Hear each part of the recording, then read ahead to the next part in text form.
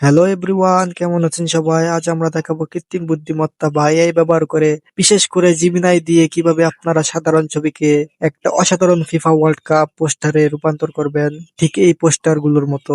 শুরু করার আগে আপনার প্রিয় ছবিটি বেছে নিন, আর ছবির ব্যাকগ্রাউন্ডটা সরিয়ে ফেললে পোস্টারটা আরো জীবন্ত লাগবে।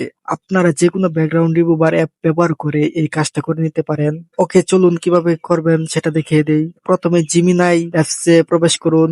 আপনারা দেখতে পাচ্ছেন আমি একটা প্রম্পট বা কমান্ড লিখেছি, তবে আমি যা লিখেছি তা হুবহু নকল করতে হবে না। আপনি আপনার নিজের ভাবনা ও এখানে যোগ করতে পারবেন।